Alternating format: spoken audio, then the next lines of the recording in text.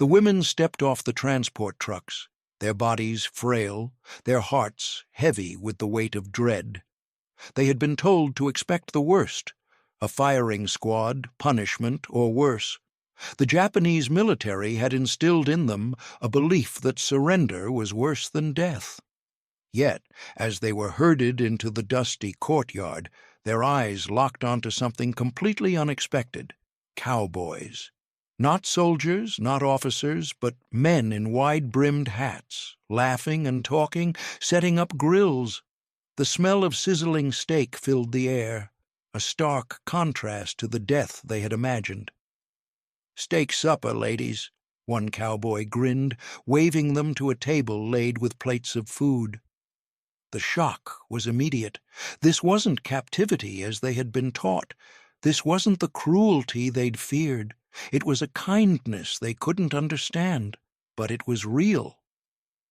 How could this be? How could these men, their captors, offer them what they'd never dreamed of: dignity and food? The women stood frozen, their bodies trembling with the weight of disbelief. For days they had been prepared for one fate: death. It had been drilled into them. To surrender was to dishonor the emperor, to betray their ancestors. The propaganda had painted their captors as merciless beasts, cowards without honor, driven by greed and a thirst for violence. But what they were experiencing now was a stark reversal. They had expected a firing squad, a quick end to their suffering, and yet here they were, in front of a feast. The air smelled of sizzling meat, steaks, the likes of which none of the women had seen in months, and certainly not in a long time. Their mouths watered against their better judgment. They could barely believe the sight: cowboys in wide-brimmed hats, complete with bandanas, flipping steaks on open grills. The men's uniforms were nothing like they had imagined. They weren't in military fatigues, nor were they in cold, formal attire. No, these were men dressed casually, with a relaxed, almost jovial demeanor.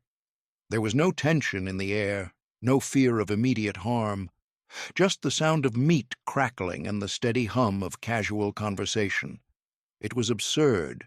These men, who were supposed to be their captors, were acting as though they were family members preparing a meal. One cowboy even waved them over to the table, offering a hearty smile as if they were guests in his home rather than prisoners of war. For a brief, fleeting moment, the women were lost in the confusion of it all. It felt like a dream, one that they could not comprehend. Their legs felt like lead as they shuffled toward the table. Some of them, their minds still struggling to process the image before them, hesitated. It wasn't that they weren't hungry, it was that they didn't know how to trust this. The fear of being poisoned, of it all being some sort of twisted trick, clouded their judgment. They had been conditioned to believe that surrendering to the enemy would lead to worse than death. And yet here, in this strange, sun-soaked courtyard, there was nothing but the calm sound of cowboy boots on the ground and the pleasant smell of cooked meat. And still they were reluctant to sit. Some of them stood rigidly, eyeing the men who served them with wary, distrustful eyes. One woman, barely 20, stood frozen, unable to move.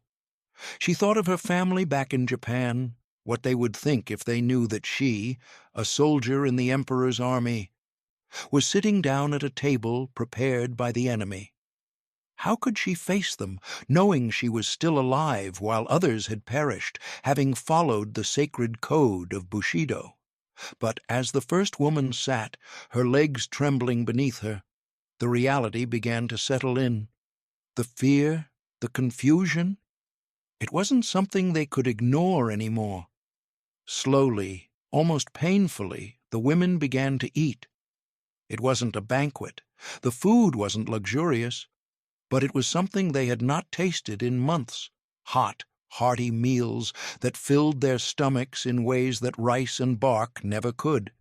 Steak, potatoes, fresh bread. For the first time since their capture, They felt like human beings again. The simple act of eating became an emotional experience. With each bite, their bodies grew stronger, but their minds began to fracture, unable to hold on to the hatred they had been taught. It wasn't just food, it wasn't just survival, it was something much more complex. It was dignity, something that had been stripped away from them over the years of war, something they had forgotten was even possible, had been returned to them. It was this kindness, this humanity, that hit them hardest, more than any bullet ever could. How could this be? How could they be given so much when their world had told them to expect so little? The very foundation of what they had been taught crumbled with every forkful they ate. This wasn't just a meal. This was a revelation. And that was the moment it all began to change. For many of the women, the act of eating was not an easy one. They were hesitant, their hands trembling as they lifted the food to their mouths. It was as if they were betraying something deep within themselves, something that had been ingrained from the moment they were born. They had been raised with a single powerful belief. Surrender was worse than death. Their honor, tied to their loyalty to the emperor, to their country, was everything. To be captured by the enemy, to surrender, was to bring dishonor upon themselves, their families, and their ancestors. It was better to die in battle than to live in shame. But now they were sitting at a table set by the very people they had been told were heartless savages. These men, these cowboys in wide-brimmed hats, weren't shouting orders at them or raising weapons in threat. They were smiling, offering food, asking if they were comfortable. The scene, surreal in its simplicity, was a direct violation of everything they had been taught. How could it be? How could these soldiers, whom they had been warned against for years, show them this kind of respect, this care? Could this be some kind of trap? Some of the women still refused to eat. Their mouths were dry, their stomachs growling with hunger, but pride kept them from accepting the food that lay before them. Their minds were a battleground, torn between the desire for survival and the fear of betrayal. They had been conditioned to believe that to eat from the hands of the enemy was to lose everything they stood for. It wasn't just food, it was their dignity at stake. To eat meant to accept defeat. And yet, as the moments dragged on and the rumbling of their empty stomachs became too painful to ignore, they began to eat, albeit reluctantly. The warm steak, tender potatoes, the rich smell of fresh bread, it tasted like something out of a dream. It was more than nourishment, it was a symbol that contradicted everything they had been led to believe about their captors. The food was not just sustenance, it was a breaking of the walls they had built around their identity. With each bite, their worldview shifted. Their perception of the Americans, their enemies, was slowly starting to erode, piece by piece. This was not the vicious, cruel enemy they had been taught to fear. These men were offering something that was, in their minds, forbidden, something that felt like an act of mercy, not of war. And yet, as they ate, the fear lingered in the background. What if this was a trick? What if, after they had lowered their guards, they would be punished? The fear of a trap still gnawed at their minds. The act of kindness was too much to process. It didn't make sense. These men, who had been portrayed as merciless beasts, were now showing them the very things they had been told the enemy lacked: empathy, humanity, respect. It was a dichotomy they couldn't reconcile. The fear of the trap, the fear of what might come next, clashed violently with the reality unfolding before them. Still, despite the lingering doubts, there was no denying the undeniable truth in front of them. These Americans were treating them not as enemies, but as humans. And as they took that first bite, reluctantly at first, then with growing hunger, The walls they had built to protect themselves from this new reality began to crumble. It was not just the food that filled their bellies, it was the uncomfortable, disorienting feeling that they were seeing the world through a new lens. The enemy, the so-called monsters, were not so monstrous after all. As the meal came to an end, the women sat in silence, their minds racing. The fear, the pride, the deep-rooted beliefs, they all clashed within them. The reality of the situation was too overwhelming to fully comprehend. But one thing was certain. Nothing about this was what they had been told to expect. In the days that followed, the confusion didn't fade. It deepened. Each passing day brought more unexpected moments, small acts of kindness, moments that made the women question everything they had ever been taught. They had been prepared for punishment, for cruelty, for humiliation. The Americans, they had been told, were nothing but savages, bent on degrading and destroying them. But now, as they stood in the open air, breathing in the quiet of the camp, their surroundings felt almost too normal. In fact, it felt like nothing they had imagined. Instead of the relentless barking of orders, they heard the distant murmur of voices, the faint sounds of camp life. Birds chirping, the shuffle of feet, the soft hum of people going about their day. There were no rifle butts pressed to their backs, no threats, no insults. Instead, there were words, gentle words, spoken in the soft cadence of the American soldiers' accents. These were the same men they had been taught to fear, the same men they had been prepared to meet with resistance, not kindness. But these men weren't holding weapons. They were handing out food. The women were given fresh clothes, uniforms that were clean and smelled of soap, not sweat and dirt. It was a luxury they had long forgotten. They were offered clean, fresh bedding, something they hadn't known in months. Their bodies, once hollowed out by hunger, began to feel the weight of nourishment once more. For the first time in what felt like years, they slept without fear. They woke up each day to warm meals, not the empty feeling of an empty stomach. It was unnerving. The steady rhythm of camp life was so mundane that it almost felt wrong.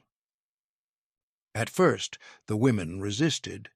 They questioned everything. Surely this was just a temporary reprieve. Surely at any moment the hammer would fall and the cruelty they had been promised would show its face.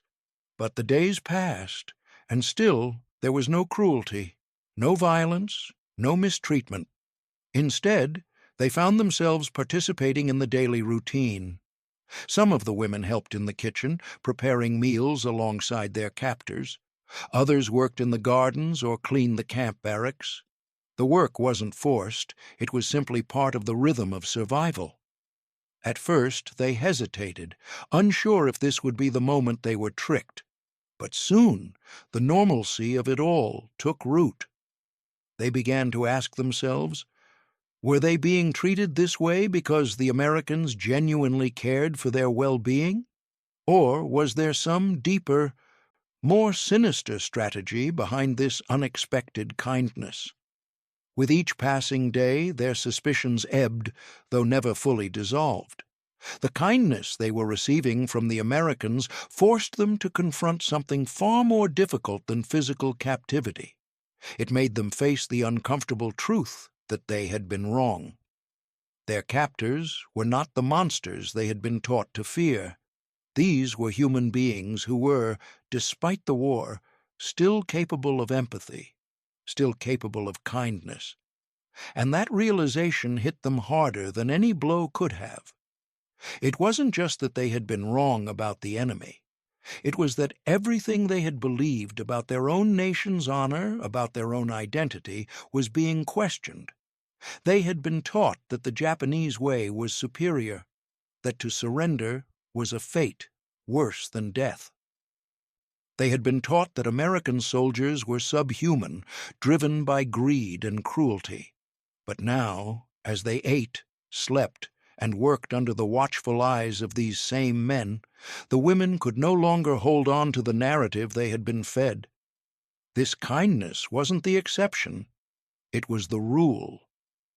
The fear they had lived with for so long, fear of their captors, fear of surrender, was beginning to feel misplaced.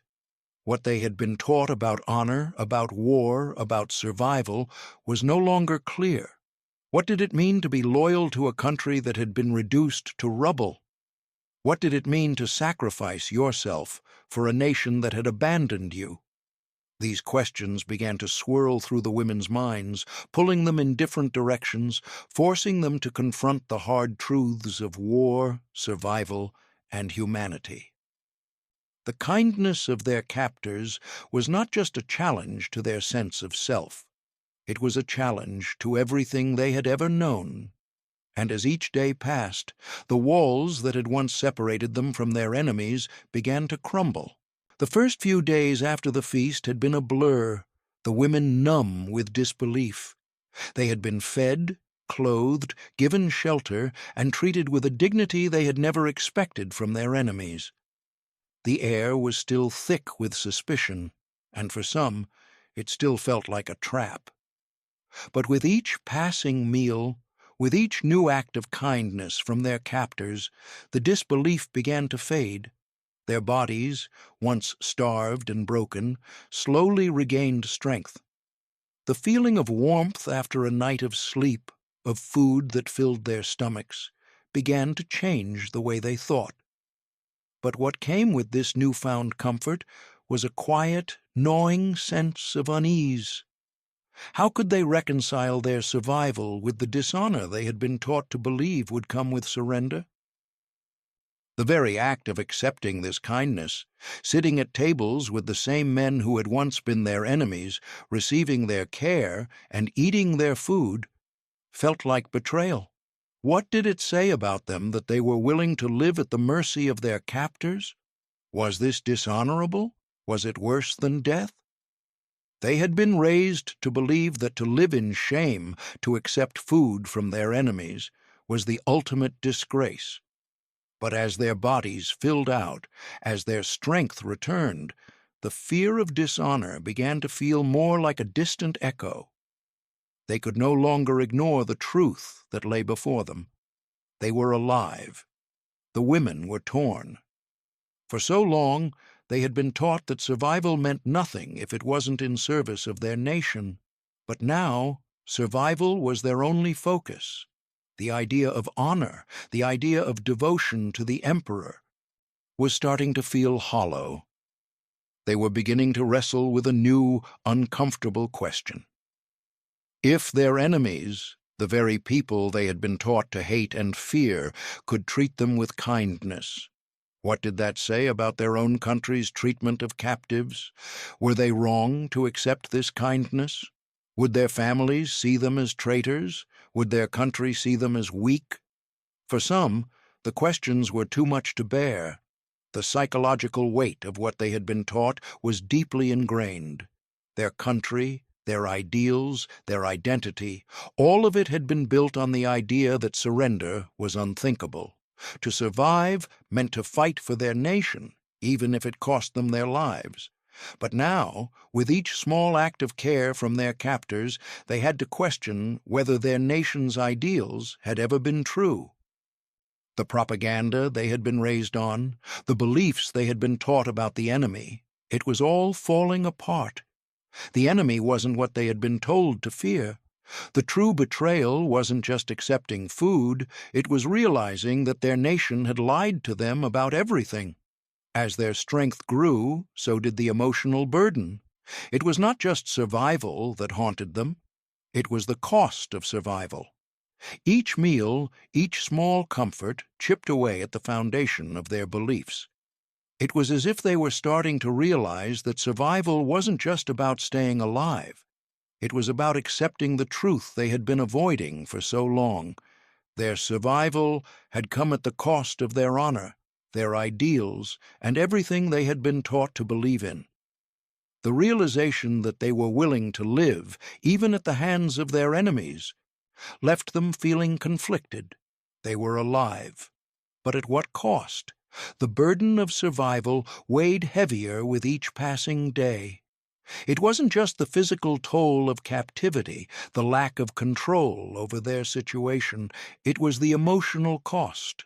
They had never imagined that survival could bring such internal turmoil. It was easier to die in battle than to face the uncomfortable truth. Their enemies were human, capable of kindness, while their own country's ideals were not just flawed, but built on a lie. It was this truth, the truth of survival, that would haunt them long after the war ended. In the weeks that followed, the women's internal conflict deepened. What began as an overwhelming confusion over their treatment began to evolve into something more profound. They were not just surviving physically, they were being transformed emotionally. Every day spent in the camp, each kind gesture from their captors chipped away at the walls they had built to protect themselves. Their very understanding of who they were, of what made them worthy of survival, began to unravel. The truth was difficult to ignore. Their enemies had treated them with respect, something they had never experienced in the brutal conditions of the Japanese military. Under their own commanders, they had been nothing but tools, discardable, replaceable. Loyalty to the emperor was paramount, and sacrifice was expected. But now, in the hands of their captors, they were being treated as individuals, as human beings. For the first time, they felt a sense of personal value, a feeling they had long been denied. It was both a relief and a torment. Could they allow themselves to accept this new identity? The women found themselves caught between two opposing truths: their duty to their homeland, their duty to honor the emperor, and the new understanding of personal dignity they were discovering. The very idea of honor had been ingrained in them from a young age. To surrender was to dishonor not just themselves, but their families and their country. But now, in the face of this unexpected humanity, they had to question everything they had been taught. Was loyalty to the emperor still worth the suffering they had endured?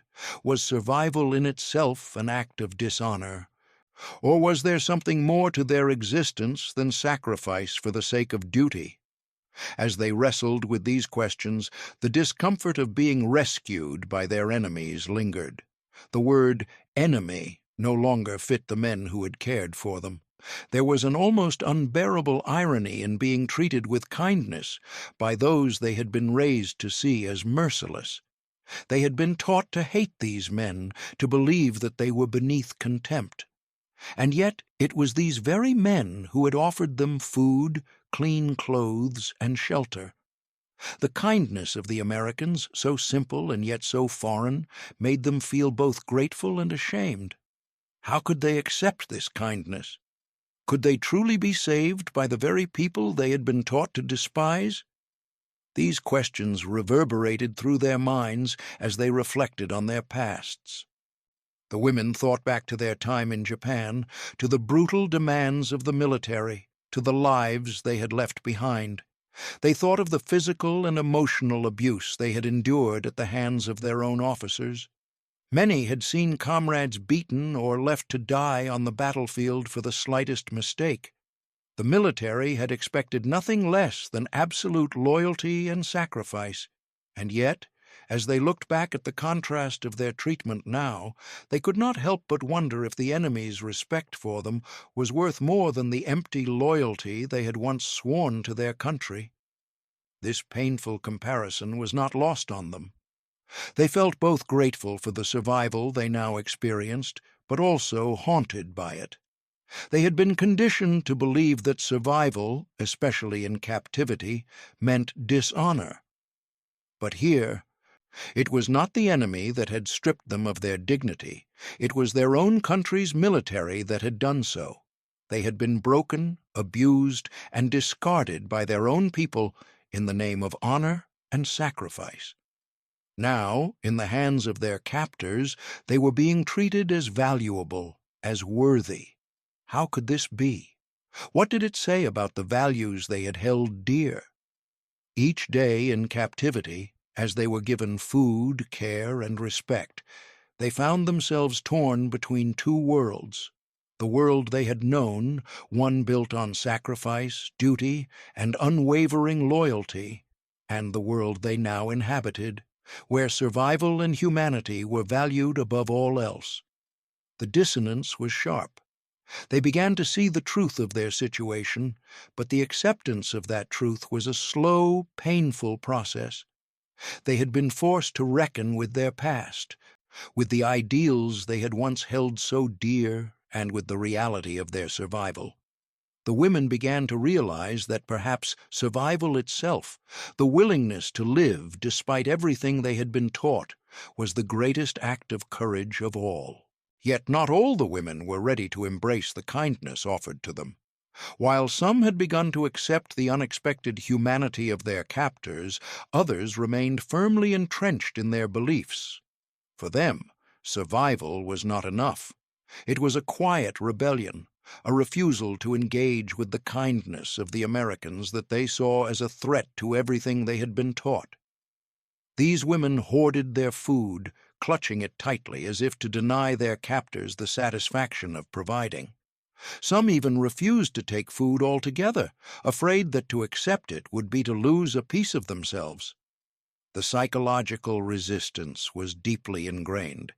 They had been raised to believe that to accept kindness from the enemy was to dishonor themselves, their families, and their country. In their minds, to accept kindness was to accept defeat. It was a slow, subtle form of rebellion, but it was rebellion nonetheless. Even as their bodies began to show the signs of recovery, skin flushed with health, faces no longer gaunt, there was a deep resistance to the very concept of kindness. They would sit at the table, not touching the food in front of them, their bodies trembling with hunger, but their pride keeping them from eating. This pride, this internalized belief in the righteousness of their cause, had become a wall. The food, the care, the respect, all of it was a challenge to the identity they had built. They were soldiers, trained to endure suffering in silence, to stand firm in the face of adversity. To accept help from those they had been taught to despise felt like surrender. And to them, surrender was worse than death.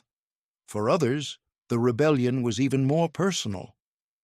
It wasn't just about refusing food, it was about resisting any form of human connection with the Americans. They held their heads high, refusing to meet their captors' eyes, stiffening when a guard approached too close. They turned away from offers of help, from the extended hands that held nothing but kindness. To engage with the Americans was to risk softening, to risk being seen as complicit in something they could not reconcile. Even as their bodies began to respond to the care they were receiving, their minds refused to let go of the old narratives, the ones that had made them warriors in the first place. It was a fight, but this was one they could not win with mere strength or discipline. It was a psychological battle, a battle of beliefs. In some ways, survival itself had become an act of rebellion.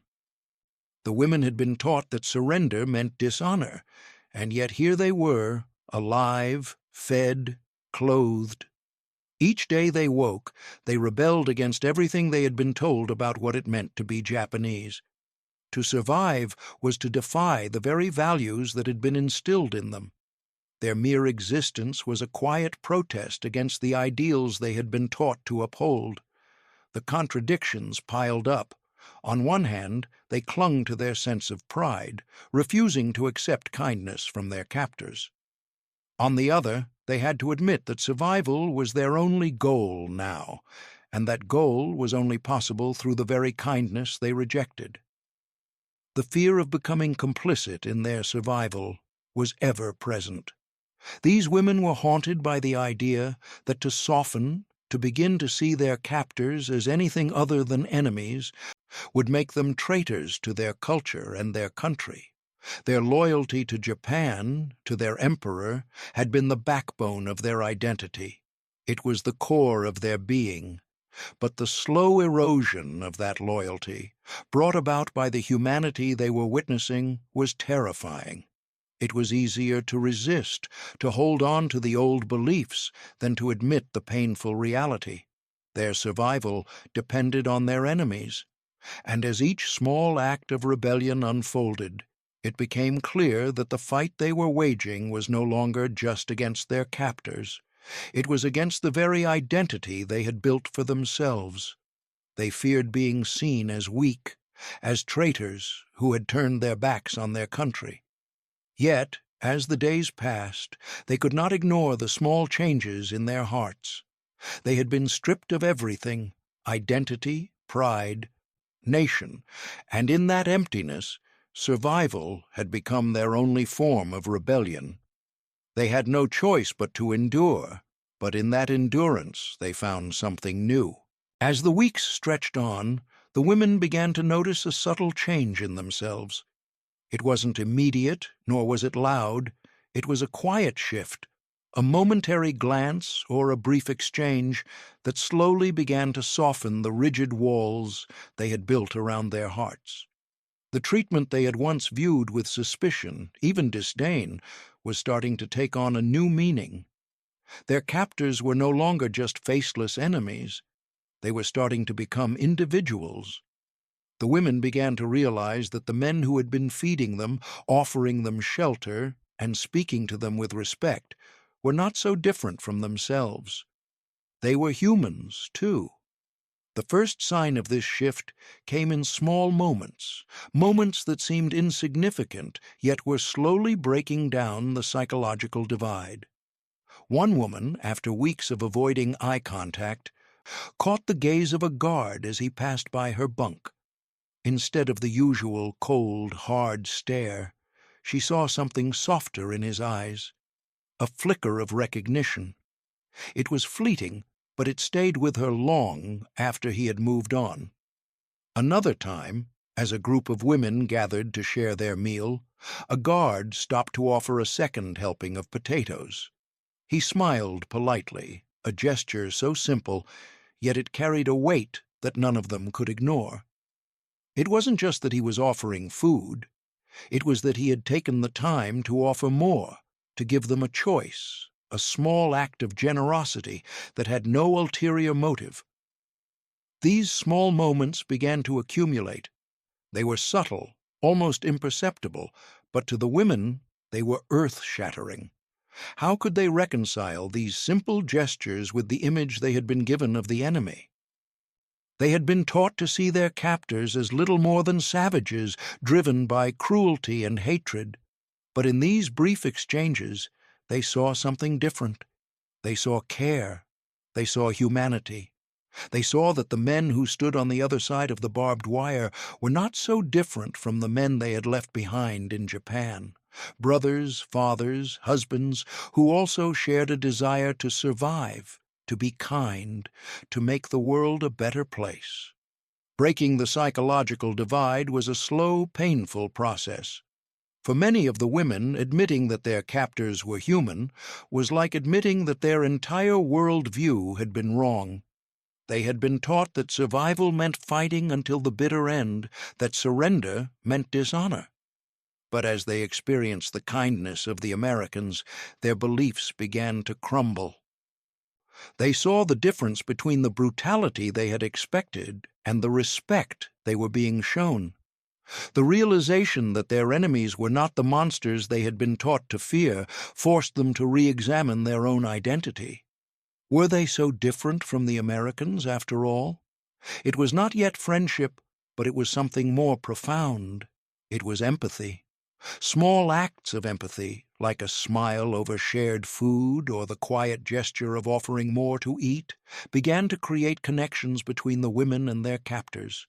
These were not the grand, sweeping gestures they had expected, but the quiet, everyday kindnesses that people shared with one another when they saw each other as equals. And in that equality, the walls began to fall. These acts, though small, were the seeds of a new understanding. They were the first signs that humanity could bloom in the unlikeliest of places, in captivity, in the face of war, and in the middle of an enemy camp.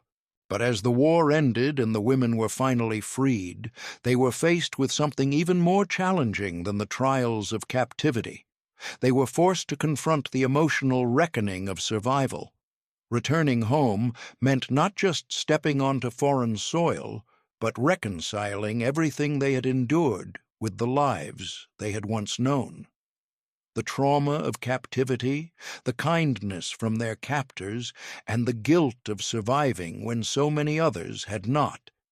All of it weighed heavily on them as they made their way back to a world that felt increasingly alien. The guilt was suffocating. These women had lived through horrors they could never forget, but more haunting still was the fact that they had survived while others, friends, comrades, and even family members, had not. Many of them were left with an unspoken question. Why had they been spared? Their minds could not make sense of it. It felt like a betrayal. They had been taught to fight to the death, to die with honor, to never surrender. Yet, in the hands of the Americans, they had been treated with a care they had never expected, a care they had been told was impossible. They had eaten meals, slept in warm beds, and been treated with kindness when they should have been punished. Every act of survival, every breath, every meal they ate, felt like a violation of their own values. To live, they had to betray everything they had been taught to believe in. The burden of survival lingered like a shadow, and it would not release them. How could they return to their families, to their homes, when the very foundation of their identity had been shaken? The war had taught them lessons they were not prepared to face. Their enemies, the Americans, were not the savages they had been taught to fear. They were human beings, capable of kindness. They had been the ones to offer food, shelter, and care, while their own country had left them in the depths of despair. The psychological weight of that contradiction was nearly unbearable. As they journeyed back to a country ravaged by war, the women realized they were returning to a world that no longer made sense. The streets were filled with the stench of destruction, the ruins of homes and families scattered across the landscape. There was nothing left of the empire they had once known. The world they had fought to protect was gone, and in its place was a broken nation struggling to rebuild. And yet they had returned with something far more difficult to reconcile, the realization that the values they had fought for, the honor they had lived by, had led them to a place of suffering, shame, and survival at any cost. Reintegration was not easy. The women could no longer see the world as they once had. The landscape of their homeland was foreign now, as were the people who had once been their comrades. It felt as though they had been living in a dream, and now, waking up, they had no place in the world they had left behind. What could they say to their families, their friends, when all they had known had been turned upside down? How could they explain the kindness of the enemy, the mercy they had received when they had been taught to hate them? They were caught between two worlds, the one they had known and the one they had been forced to acknowledge. Neither offered solace. If you've found this story thought-provoking, please like the video and leave a comment below sharing where you're watching from. We love hearing your thoughts, and your location helps us connect with our global audience. When they finally returned to Japan, it was not the country they had expected. The streets were scarred by war, the air thick with the stench of destruction. The once beautiful cities had been reduced to rubble. The sound of children's laughter was replaced by the cries of the grieving. The Japan they had fought for, the Japan they had been taught to protect with their lives, was no longer there. It was as if the very soul of their nation had been broken. The contrast between what they had hoped for and the reality they now faced was too much to bear. They had returned to a world of ash and broken dreams, Yet, more than the devastation outside, it was the internal dissonance that tore at them. The lessons they had been taught about honor, duty, and loyalty now seemed hollow. They had witnessed mercy from their captors, a mercy they had never believed possible. These Americans, once seen as their enemies, had treated them with more humanity than their own people ever had. The war had left scars not only on the land, but on their souls. They had come back to a broken world, but it was their own hearts that were in pieces. How could they reconcile the kindness they had experienced with the brutal reality of their own military's treatment? How could they face a society that had forced them to believe in ideals that no longer felt true? The emotional scars of war ran deep. The women who returned were not the same women who had left. They were marked by what they had endured in captivity, haunted by the memories of starvation, fear, and isolation. The trauma was not just physical, it was emotional and psychological. Many struggled to find peace within themselves. They had been taught to endure suffering, to bear pain in silence, to sacrifice without question. But now, after everything they had been through, those teachings felt like lies. The women who had once believed that survival was a shame now had to face the reality that they had survived. But at what cost? Some of them found it difficult to speak of their experiences, the weight of what they had seen and lived through too great to put into words. The trauma of captivity, being treated with kindness by their enemies, being forced to rethink their entire understanding of loyalty and honor, was something they could not easily share. It was a betrayal of everything they had known. Yet, for some, there was a quiet reckoning that began to take place. They realized that peace would not come from silence or avoidance. They would need to confront their pasts, not just the horrors they had endured, but the emotional and ideological walls that had kept them from seeing the humanity in others. In the months that followed, some of the women began to find a tentative peace. It was not an easy journey, and it was not a uniform one. Some struggled to return to their families, to find their place in a society that had been torn apart by war. Others began to speak out, to share their experiences, and slowly they started to heal. They had learned a painful but necessary lesson. Survival was not about fighting to the death for a cause that no longer made sense. It was about acknowledging their humanity, both their own and the humanity of others. The personal and societal changes they had undergone were profound. These women had been taught to fight and die for their country, but they had been forced to redefine what that meant. They had seen the worst of humanity, but they had also seen its best. In the end, they realized that peace was not something given to them. It was something they had to create within themselves. And though the war had ended, their emotional journey was only just beginning.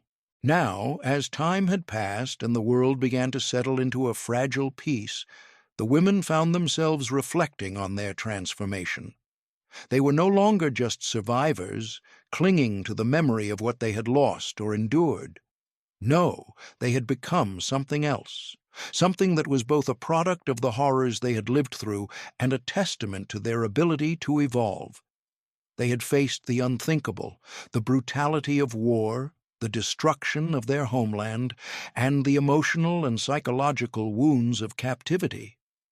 But it was through this adversity that they were changed, reshaped into individuals who could never return to the people they once were.